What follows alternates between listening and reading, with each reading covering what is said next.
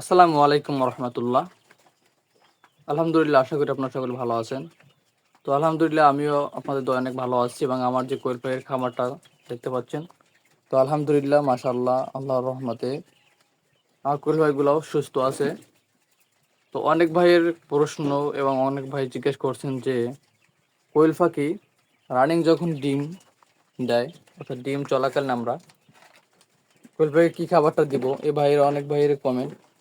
তো যাই হোক, সবার উদ্দেশ্য করেই আজকে ভিডিওটা। যারা এই বিষয়টা জানেন না, হয়তো ভিডিওটি দেখার পরে এই বিষয়টা আপনারা সম্পূর্ণভাবে জানবেন।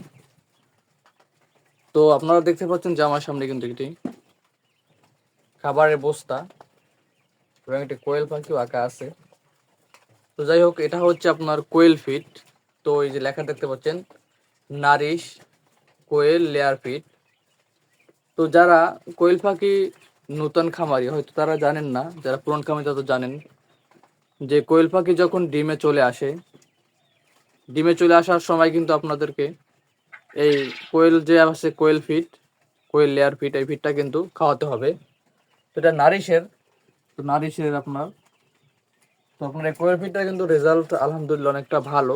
তো আমি এই খাদ্যটা খাওয়াই আমি রেজাল্ট ভালো পাই, যার কারণে এটা আমি খাওয়াই। যদি আপনারা চাইলে খাওয়াতে পারেন, অথবা অন্য কোনো কোম্পানিরটাও খাওয়াতে পারবেন। এমন না যে নারিশ খাওয়াতে হবে, আপনার অঞ্চলে যেটা পাবেন আপনারা সেটা খাওয়াতে পারবেন। তবে কোয়েলের জন্য যে ফিডটা, এই ফিডটা খাওয়াইলে উপকার আছে বলতে অনেকটা উপকার আছে।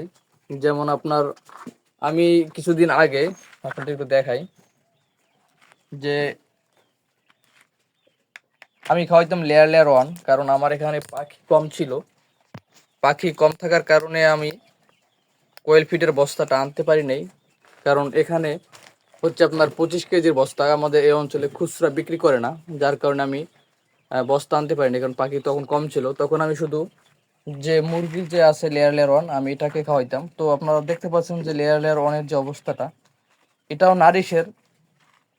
দেখেন, মানে এটা একটু হাতে নিয়ে দেখাই, কাছে এনে দেখেন, এটার ভুট্টাগুলো কিন্তু অনেকটা বড়, মানে ফোর কাটিং ভুট্টা। তো এগুলো পাখি খেতে পারে না, এগুলা কিন্তু অনেকটাই আমার নষ্ট করে ফেলাই। দেখেন যে অনেকগুলো ভুট্টা কিন্তু ছিটে ছিটে ফেলাই রাখছে। তো অনেক কিন্তু এটা আমার অপচয় করে ফেলাইছে, কারণ তখন আমি খোলা খাবার পাইনি, যার কারণে আনতে পারিনি। তো এরপরে আমি একজনের সাথে শেয়ারে একটা বস্তা নিয়ে আসছিলাম, এটা খাওয়াবো এবং এটা রেজাল্ট ভালো। এটা আমি, মানে আমার আশেপাশে যারা আছে তারা খাওয়ায়, তাদের মাধ্যমে আমি শুনেছি এবং অনেকেই বলেছেন। তো এটা আমি আনিছিলাম মূলত কত টাকা দিয়ে সেটা একটু আপনাদেরকে বলি। এটা হচ্ছে আপনার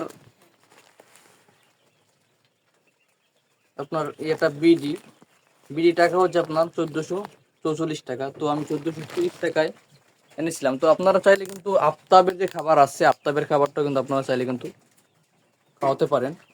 তো যাই হোক, আপনাদেরকে একটু দেখাবো যে আসলে আপনার লেয়ার লেয়ার অন খাবারটা তো আপনাদেরকে দেখাইছি, মুরগির যেটা, এবং কোয়েল ফিডের যে খাবারটা সেটা কিরকম সেটা একটু দেখাবো। যে এই খাবারটা পাখি কিন্তু প্রচুর পরিমাণে খায়।